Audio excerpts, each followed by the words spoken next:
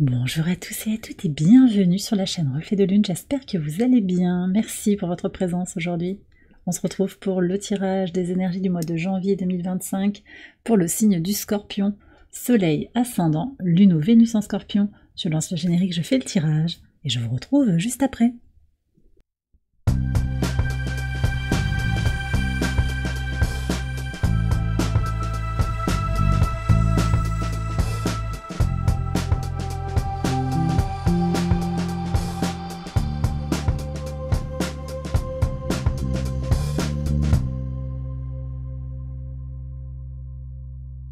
Alors on y va les scorpions pour les interprétations. Votre arcade majeure du mois de janvier, c'est la carte de la mort, cette mort qui nous parle de renouveau, de fin et de recommencement. Il y a clairement sur ce mois de janvier pour vous un retour à soi, une connexion à son intuition et davantage d'authenticité aussi dans le relationnel. On va aller voir les messages de l'oracle. Vous avez l'illumination, une conscience qui s'éveille, une intuition qui grandit, effectivement. Et puis on a la couleur abricot clair qui vous invite à vous libérer de vos peurs. Alors c'est intéressant de voir les couleurs ici qui sont très en harmonie. Le fait d'élever votre conscience, en fait, ça vous permet de libérer vos peurs et inversement, en fait. C'est en libérant vos peurs que vous élevez votre conscience, parce que les peurs sont des illusions. La peur est une illusion qui est créée par l'ego, par le mental. D'accord? Donc là, on s'éloigne, quand on est dans la lumière, on s'éloigne du mental, on s'éloigne de l'ego.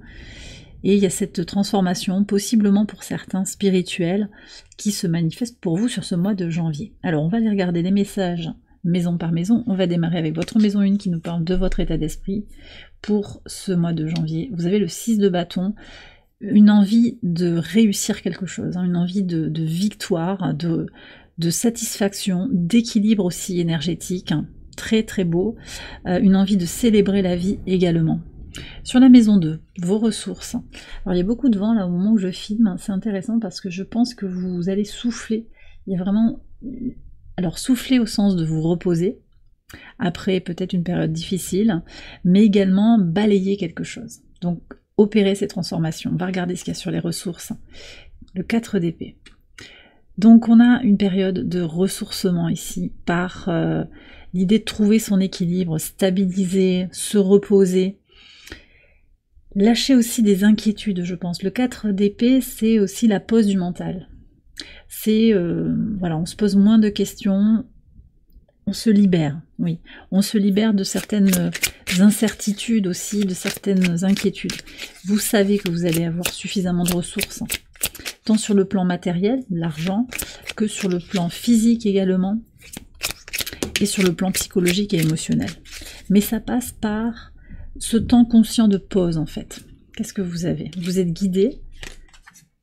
Vous êtes guidé à agir comme vous le sentez, dans votre propre pouvoir, pour votre paix intérieure.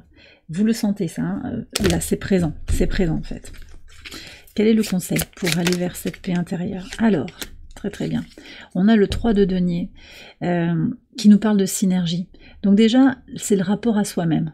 Clarifier le rapport à soi-même, un rapport plus conscient dans sa corporalité, dans voilà ce qui vous coûte émotionnellement, ce qui vous coûte psychologiquement, peut-être aussi des dépenses, des manières de dépenser l'argent qui dénotent en fait une compensation, un déséquilibre, des dépenses. Alors pour certains, c'est des achats un petit peu compulsifs ou un petit peu spontanés, un besoin d'accumuler, peut-être pour compenser un manque, un vide. Vous prenez si ça vous parle. Donc de toute façon, ici on vous dit vraiment de vous reconnecter à votre vérité intérieure. Vous êtes également invité à prêter attention aux partenariats que vous tissez, avec qui vous vous engagez émotionnellement, mais aussi professionnellement, matériellement, énergétiquement aussi.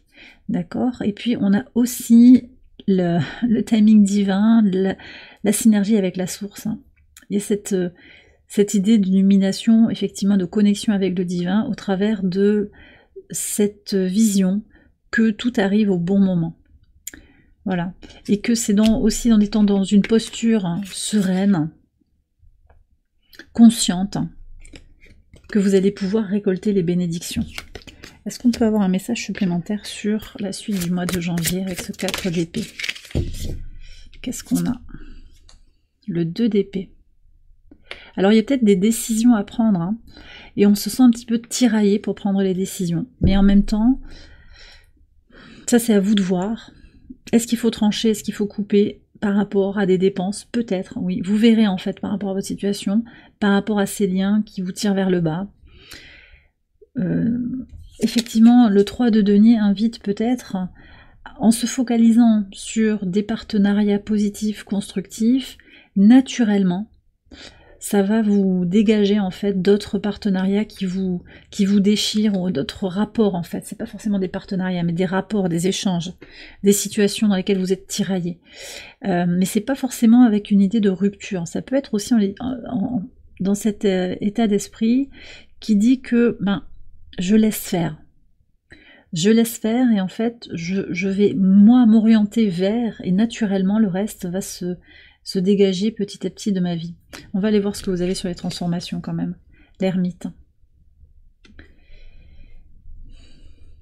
Je sens en fait que vous avez besoin de transmuter, de libérer par un processus alchimique, une meilleure connaissance de vous-même, mais aussi par une énergie de pause. Une énergie de laisser faire, peut-être, de prendre le temps, d'agir moins et de vous reconnecter davantage à vous-même. Donc, vraiment cette idée que la réussite, le succès, c'est pas forcément dans l'action à tout prix. C'est ça que je ressens très fortement. On va aller voir ce que vous avez sur votre quotidien. Alors, très intéressant, vous avez le magicien sur votre quotidien, sur le bien-être, la routine, la santé, le travail. Vous avez beaucoup de potentiel pour manifester ce que vous désirez dans votre quotidien.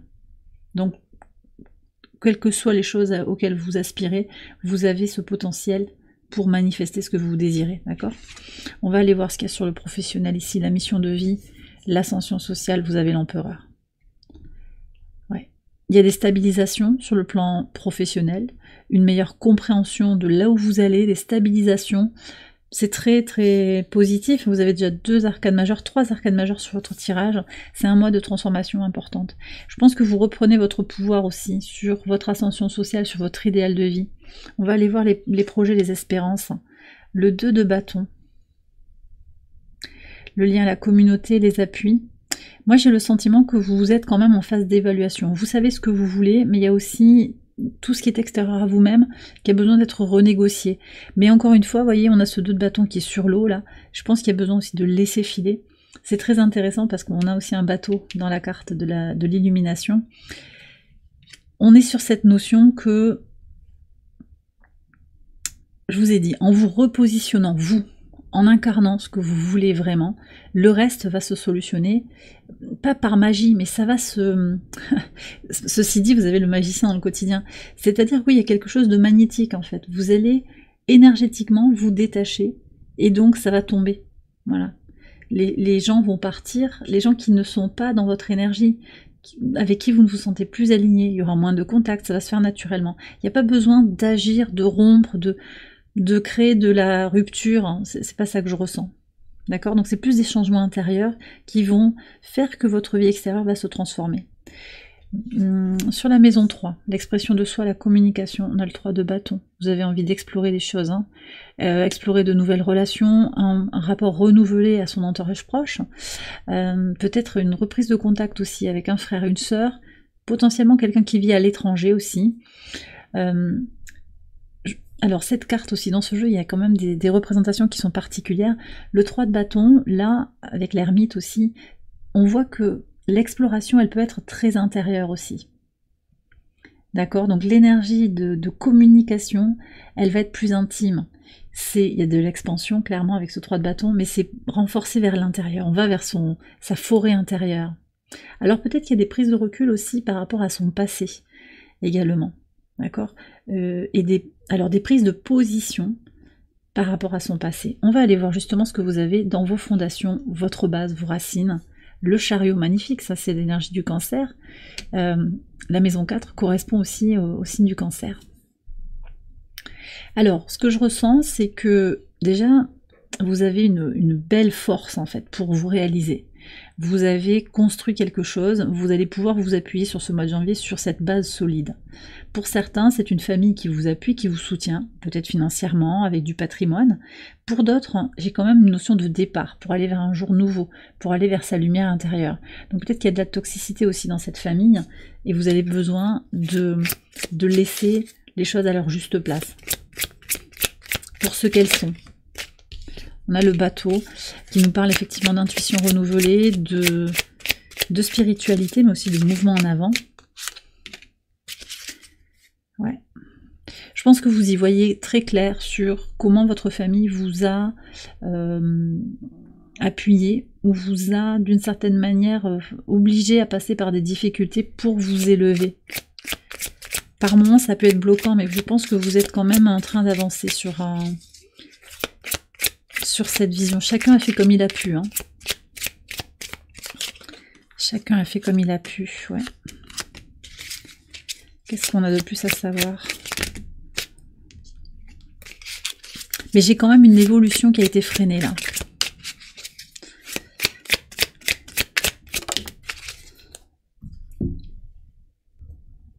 Alors, qu'est-ce qu'on a après? Ouais, vous voyez, on a la tortue. Alors, c'est quand même guidé. Ces blocages, ces freins, ils sont guidés. Ils vous ont aidé, en fait, à apprendre des choses, hein, je pense. Sur votre propre pouvoir et votre potentiel d'action. Parce qu'au final, vous êtes libre. C'est la peur qui nous pousse à pas agir, ou à pas s'émanciper, ou à pas faire ce qu'on désire, ou à pas transformer les choses.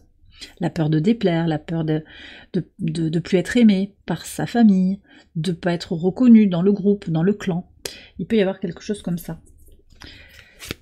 Allez, le conseil par rapport à ces questions de base. Le roi d'épée. Bon, bah, c'est l'énergie de trancher, décider en fait, de faire ce qui vous semble juste et d'agir en fonction. Alors encore une fois, on n'est pas sur un roi de bâton, on n'est pas sur un cavalier de bâton qui nous montrerait une action enflammée. Je vous ai dit, c'est pas forcément de s'agiter, de beaucoup agir, de faire beaucoup de choses, mais c'est une clarté, c'est une posture mentale, une posture très incarnée aussi. Alors on va aller voir ce qui se joue sur la maison 5, sur l'enfant intérieur en particulier, guérison, libération. Qu'est-ce que vous avez? As de denier, il y a un nouveau potentiel par rapport à ce que vous lâchez de votre passé, comment vous vous repositionnez.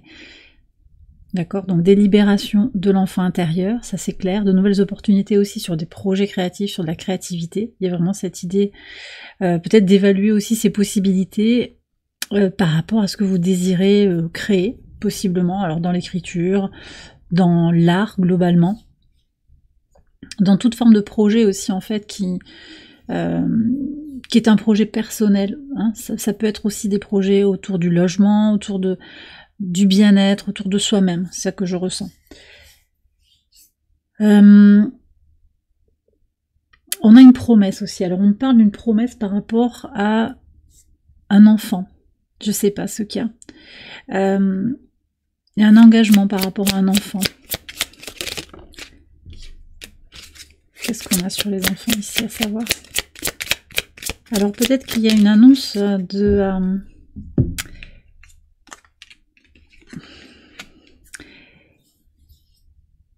Alors une annonce de grossesse, ouais, on me dit ça. Et puis aussi l'idée de faire un projet avec un enfant. Alors peut-être il y a une idée d'activité, quelque chose qui est engageant. D'accord? Le conseil là par rapport à vos enfants, si vous en avez, petits-enfants également.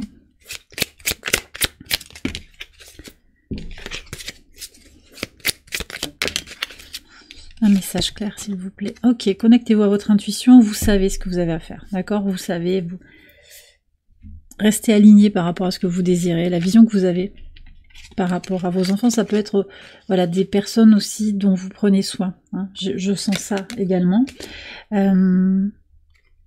Sur la vie sentimentale, il y a une opportunité, alors possiblement au travail. Je vais voir quand même s'il y a un autre message. Une possibilité de rencontre. Qu'est-ce qu'on a à savoir? Et puis je vais aller voir aussi sur les engagements. Oui, Il y a des nouvelles têtes qui entrent dans votre vie, hein, de nouveaux partenariats, un couple peut-être qui se forme avec des échanges, une reprise de contact d'une personne. Qu'est-ce qu'on a? Alors, manifestement, c'est quand même dans un milieu assez, dans un contexte assez officiel. Hein.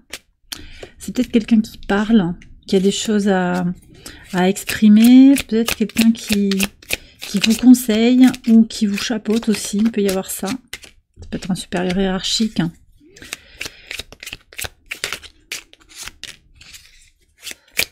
Alors on me donne quand même quelqu'un qui s'est peut-être séparé récemment. C'est assez spécifique, mais qui est en instant de divorce, un truc comme ça. Hein. Qu'est-ce qu'on a comme conseil par rapport à cette situation? Alors vous y allez si ça vous va, en fait. Si c'est ok pour vous de mettre l'énergie là-dedans, dans une relation comme ça, dans cette situation-là, à laquelle les cartes renvoient, bah vous le faites si ça vous parle, d'accord? Allez, on va continuer avec la maison 9, vos valeurs, votre rapport à la spiritualité, à l'apprentissage. Alors on a la lune. Beaucoup d'intuition encore, hein, des choses à comprendre, possiblement à libérer aussi. Il y a comme une envie de s'échapper, on le voit dans la carte aussi, une envie de quitter une réalité qui ne vous convient plus avec une élévation sur le plan spirituel, hein. L'illumination qui ressort ici, libération aussi des peurs sur vos valeurs, vous osez penser librement en fait. On a la pleine lune aussi, pleine lune en cancer du 13 janvier qui sera importante je pense pour vous. Elle va nous inviter collectivement à travailler sur notre confiance en soi, sur l'idée aussi, l'énergie de pardon, de gratitude, donc des valeurs un petit peu spirituelles aussi dans le rapport à l'autre. Il peut y avoir ça aussi. J'ai le sentiment que vous pouvez être attiré aussi par des formations qui ont trait à la psychologie, à la famille, à l'occulte, avec peut-être des conseils un petit peu informels qu'on vous fait passer c'est du bouche à oreille en fait, d'accord? Alors sur les formations, qu'est-ce qu'on a à savoir? Ça vous aide à avancer, vous le sentez, d'accord, c'est guidé. Donc si vous êtes appelé par ça, bah faites-le. Ça c'est important. Le conseil. Oui, ben, voilà, vous savez, vous sentez si c'est ajusté ou pas. D'accord? Donc il y a une promesse de complétude. Si ça vous met en complétude, c'est la perspective de suivre cette formation, d'apprendre des choses dans ces domaines-là qui vous intéressent. Ça vous parle, allez-y. D'accord? Allez, on va terminer avec la maison 12. Donc on est sur la leçon intégrée, le valet de coupe. Partir de l'énergie du cœur, je vous ai dit, et pas de l'énergie de la peur. Ça va être un fondamental pour ce mois de janvier pour vous. Alors je vais faire une extension de ce tirage, vous la retrouvez sur Patreon, je vous ai mis le lien en barre de description. Je vais approfondir les messages de ce premier tirage, maison par maison. On va approfondir tout ça, on va aller regarder ce que vous avez à comprendre de plus sur votre mois de janvier. Je vais terminer ici sur YouTube avec un message de la source, avec l'Oracle Angel Guide. Ici.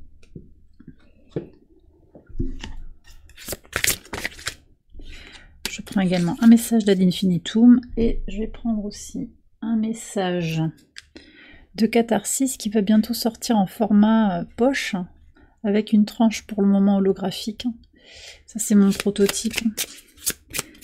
Je vous en reparlerai. On va prendre un message de purification et de libération.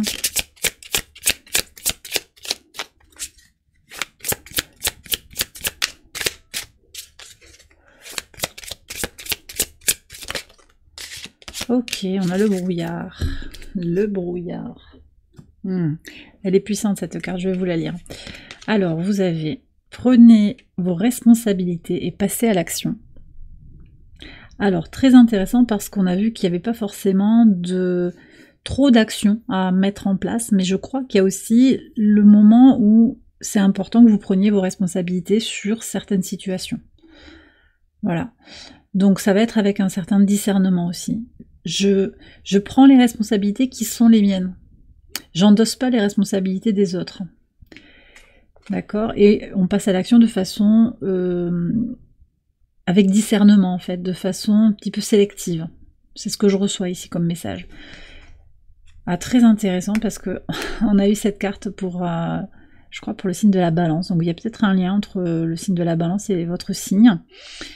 Je choisis de m'aligner avec la lumière divine qui brille à travers moi. Alors je sais plus si c'était sur l'extension, remarquez, ou sur... parce que je tire une autre carte sur l'extension. Peut-être c'était sur l'extension de la balance, bref. Je choisis de m'aligner avec la lumière divine qui brille à travers moi. Donc on est quand même sur l'illumination, l'alignement, la connexion à sa mission de vie aussi, une compréhension de notre place en se connectant au divin en soi.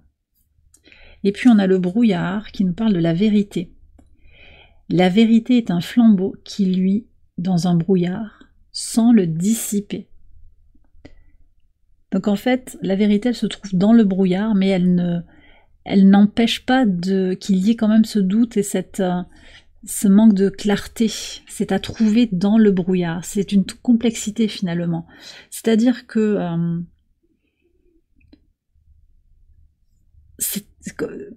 il y a une quête en fait permanente. Pour moi, c'est ça le message. En fait, il y a une quête permanente de vérité. Il n'y a pas d'absolu. Voyez. Donc ce brouillard, il est toujours là. Il est toujours là, mais on va trouver une vérité, sa vérité. C'est ça, et c'est toute la complexité d'accepter aussi de ne pas savoir par moment où est la vérité. Encore une fois, il y a sa vérité à soi. C'est vraiment accepter de voir ce qui vibre juste pour soi aussi, de ne pas imposer sa vision à tout le monde aussi. On a Neptune en œuvre, donc c'est une façon de positionner ses valeurs aussi, voilà, et d'accepter l'incertitude, je pense aussi, voyez, d'accepter le manque de clarté, le besoin aussi de cacher certaines choses ou de laisser certaines choses dans une forme d'entre-deux. Et bien voilà les scorpions, j'ai terminé votre tirage, j'espère qu'il vous a éclairé. Si c'est le cas, je vous invite à liker la vidéo, à vous abonner, à partager, à commenter. Vous pouvez également aller voir les autres vidéos de cette série pour votre ascendant, votre lune ou votre Vénus. Je vous invite à nous rejoindre sur Patreon pour l'extension de ce tirage. Et je vous souhaite un excellent mois de janvier. Je vous embrasse bien fort et je vous dis à très bientôt pour les prochaines vidéos. Bye bye.